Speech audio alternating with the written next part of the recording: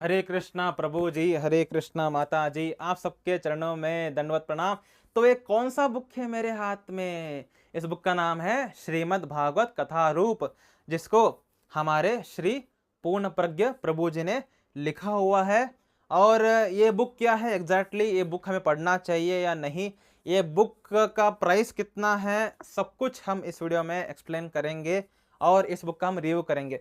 तो ये book exactly है क्या? जो श्रील प्रभुपाद जी का श्रीमद् भागवतम है, उसमें श्लोक आता है, ट्रांसलेशन आता है, वर्ड मीनिंग आता है। उससे पहले श्लोक, वर्ड मीनिंग, ट्रांसलेशन, उसके बाद परपॉट। ये इस तरीके से प्रभुपाद जी के बुक्स हैं। और प्रभुपाद जी कितने बुक्स हैं? 18 वॉल्यूम्स है ना। इतना बड़ा श्रीमद् भागवतम, जिसको पूर्ण हम लाइफ दे देंगे तब भी हम पढ़ नहीं पाएंगे। लेकिन अगर किसी के अंदर इच्छा है कि ये पूरा श्रीमद् भागवतम में चल क्या रहा है, समझ तो आने वाला ही नहीं है, पूरा लाइफ देना पड़ेगा। लेकिन पूरे श्रीमद् भागवतम में कौन से कैंटो में क्या हो रहा है, अगर किसी के अंदर जानने की इच्छा है, उसको ये किताब पढ़ना चाहिए। कौन सा? श्रीमद् भागवत कथा रूप। क्यों पढ़ना चाहिए? क्योंकि इसमें जो श्लोक, वर्ड मीनिंग, परपॉट, तीनों को निकाल करके केवल और केवल ट्रांसलेशन रखा हुआ है। कैंटो 1 सारे ट्रांसलेशन, कैंटो 2 सारे ट्रांसलेशन, कैंटो 3 सारे ट्रांसलेशन, इस तरीके से चैप्टर वाइज ट्रांसलेशन ऐड किया है, जो कि आपको पढ़ने को ऐसा लगेगा कि एक कन्वर्सेशन हो रही है, एक कथा के रूप में चल रहा है। तो अनेकों ऐसे डिवोटीज हैं जो कि भागवतम फर्स्ट बार विथ परपॉट पढ़ते हैं, दूसरे बार विथ परपॉट पढ़ते हैं, थर्ड बार से वो केवल और केवल श्लोक ट्रांसलेशन पढ़ना शुरू कर देते हैं, ताकि उनको एक कंटिन्यूटी वो चाहते हैं, वो भागवतम को कथा के रूप में पढ़ना चाहते हैं। लेकिन इतना मगजमारी करना क्यों है ना? पूरा 18 वॉल्यूम ले करके उसका बस ट्रांसलेशन ट्रांसलेशन ट्रांसलेशन पढ़ते जाना है ना, इतना इतना कष्ट क्यों सहे? ये देखा हमारे पूर्ण प्रज्ञ प्रभु जी ने, तो उन्होंने ये बुक लिख दिया, भागवत कथा रूप। यानी अगर कोई श्रीमद् भागवतम को 1-2 बार पढ़ चुका है और उसके अंदर थर्ड बार ऐसी इच्छा आ रही है कि अब मुझे फिर से परपॉट के साथ पढ़ना नहीं है, अब मुझे 3-4-5 इसको केवल ट्रांसलेशन पढ़ते जाना है, तो उसको ये किताब पढ़ना चाहिए। सीधा डायरेक्ट आंसर है ना। ये किताब डायरेक्ट नए लोगों के लिए बिल्कुल नहीं है।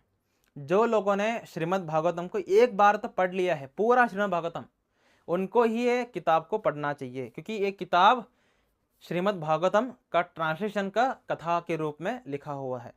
लेकिन आप अगर ये सोच रहे हैं कि मैं श्रीमद् भागवतम तो जीवन में कभी पढ़ भी नहीं पाऊंगा और मेरे पास उतना पैसा भी नहीं है, कौन खर्च करेगा 10,000 रुपये, है ना, तो मुझे ऐसा कोई मार्ग दो ताकि मैं समझ सकूं कि श्रीमद् भागवतम में एग्जैक्टली हो क्या रहा है, देन डायरेक्टली एक किताब परचेज करिए, पढ़ सकते हैं। कोई प्रॉब्लम नहीं है इस किताब में, ऐसा कोई वर्णन नहीं है रास लीला का जिसके पढ़ करके आप दिमाग खराब हो जाए, मर जाओ आप, है ना, ऐसा कुछ नहीं है। जो ट्रांसलेशन लिखा हुआ है भागवतम में, बिल्कुल as it is ditto, without any change, जो प्रभुपाद जी ने लिखा हुआ है एज इट इज, उनको कॉपी पेस्ट करके इन्होंने इस किताब को लिखा हुआ है। काफ़ी सेफ किताब है, आपको भक्ति में आगे बढ़ने में काफ़ी हेल्प होगा। तो क्या मैंने इसको पूरा पढ़ा हुआ है? केवल एक बार ही पढ़ा हुआ है पूरा, लेकिन मुझे बहुत ज़्यादा मज़ा आया। लेकिन मुझे थोड़ा मज़ेदार लगा भी नहीं, क्योंकि मुझे पर्सनली तत्व ज़्यादा अच्छा लगता है स्टोरीज से, तत्व के साथ मुझे पढ़ना अच्छा लगता है। तो मैंने एक बार पढ़ा तो स्टार्टिंग में मैं थोड़ा बोर हो रहा था, क्योंकि स्टोरीज ही हैं, केवल स्टोरी के रूप में। जैसे जैसे अनेकों इस्कॉन में ऐसे डेवोटीज हैं जो कि कृष्ण बुक जो प्रभुपाद जी ने लिखा हुआ है उसको इसलिए नहीं पढ़ते हैं क्योंकि स्टोरी के बीच में इतना तत्व लिखा हुआ है। अरे भाई, हम केवल स्टोरी पढ़ना चाहते हैं, हम केवल भगवान की लीलाओं को रस लेना चाहते हैं, इतना तत्व मिक्स कर दिया कि रस खराब हो जाता है, ऐसा कुछ लोग सोचते हैं। अगर ऐसा आपके अंदर सोच है, देन आप इस किताब को पढ़िए। इसमें तत्व है, बहुत कम है, बिल्कुल खाने में नमक की तरह है तत्व, इतना कम है। पूरा बुक रस से भरा हुआ है। जैसे चैतन्य भागवत है ना, चैतन्य भागवत जो बुक है पूरा रस से भरा हुआ है, तत्व उसमें केवल नमक की तरह है। बिल्कुल सेम श्रीमद् भागवत कथा रूप क्या है, खाने में नमक की तरह इसके अंदर तत्व है, लेकिन पूरा बुक रस से भरा हुआ है। आप केवल और केवल श्रीमद् भागवतम के स्टोरीज के रूप में कुछ पढ़ना चाहते हैं, then definitely go for this. ये मुझे किताब 2 साल पहले 350 रुपये को मिला था। 10,000 रुपये भागवतम खर्च करने की जगह 350 में मेरा काम हो गया। अब शायद एक किताब 400 रुपये का है, पता नहीं, एक बार आप चेक कर लीजिए। और ये किताब A4 साइज में लिखा हुआ है, मतलब काफ़ी वाइड है। और इस किताब में देखो, देखो हाइलाइटर है, झूठ नहीं बोलता मैं कभी, देखो पूरा हाईलाइट किया हुआ है, सब कुछ पढ़ा हुआ है, ठीक है।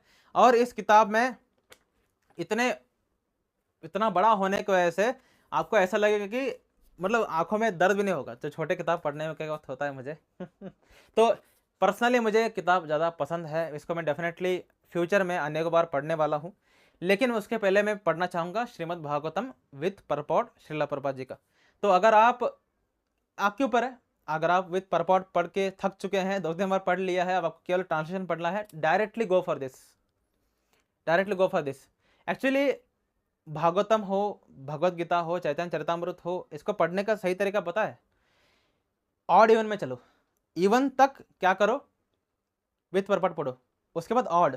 जैसे 2 क्या है, इवन है, 3 ऑड है, तो स्टार्टिंग 2 बार मैं विथ परपट पढ़ूंगा, उसके बाद मैं ऑड में जाऊंगा, 3 विदाउट परपट, उसके बाद 2, 5, 6, 7 मैं विथ परपट पढ़ूंगा, उसके बाद 8, 9, 10 मैं विदाउट परपट पढ़ूंगा। इस तरीके से अगर आप पढ़ोगे तो आपको तत्व रस दोनों का ही मजा मिलेगा और आप भागवतम को अनेक बार पढ़ पाओगे। जो लोग हर बार विथ परपट ही पढ़ रहे होते हैं वो तो जीवन में केवल 1-2 बार ही पढ़ लेते हैं, लेकिन जो लोग इस तरीके से पढ़ते हैं odd even odd even odd even के रूप में, वो अनेक बार पढ़ सकते हैं और उनका ग्रास्पिंग, उनका नॉलेज बहुत ज़्यादा बढ़ जाता है। लेकिन जो ये ऑड के वक्त आपको पढ़ना है भागवतम, उसको मत पढ़ो, डायरेक्टली एक किताब ले लो, है ना। इतना 18 बुक सामने रख करके केवल ट्रांसलेशन पढ़ने की जगह डायरेक्टली इस किताब को रख लो और इस किताब को पढ़ लो, आपको सेम इफेक्ट मिलेगा ऑड में पढ़ने के वक्त, ठीक है। तो ये किताब इतना इंटरेस्टिंग है।